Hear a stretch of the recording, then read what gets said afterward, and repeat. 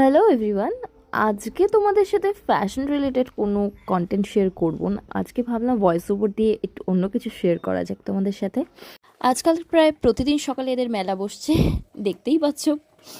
তো প্রত্যেক দিন আমাদের গাছের জাম টপ টপ করে নিচে পড়ছে, এবং নিচে পড়ে যাতে ফেটে না যায় তাই জন্য একটা কাপড় বিছিয়ে রেখেছি যাতে আস্তে আস্তে জাম পাওয়া যায়। তো সেই জামগুলোই আজকে তুলে নিয়ে এসছি মাখা করব বলে। তো লাগবে লঙ্কা, গাছের থেকে লঙ্কা ছিঁড়ে নিলাম, সেই লঙ্কাটা নিয়ে চলে গেলাম চটপট জামের কাছে, দিলাম নুন, চিনি এবং লেবু নয়, না না না না না, দেব লেবু পাতা।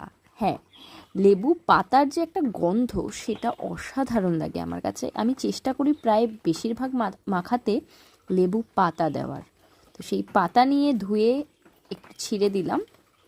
তারপর দেব সর্ষের তেল। হ্যাঁ, সর্ষের তেল দিলে একটা বেশ কাসন্দর যে গন্ধটা সেটা আসে। সাধারণত কাসন্দ সবসময় বাড়িতে থাকে না, তো ভালো করে মিক্সড করে মেখে। তবে জানো তো, দোকান বাজারে যে জামটা কিনতে পাওয়া যায় সেটা সাধারণত গাছের থেকে কাঁচা, একটু আস্তে আস্তে শক্ত শক্ত অবস্থায় পেরে ফেলে, কিন্তু এটা কিন্তু গাছ পাকা জাম। গাছ পাকা জাম মাখা, উফ, দারুণ। সো কেমন লাগলো ভিডিওটা অবশ্যই জানিও।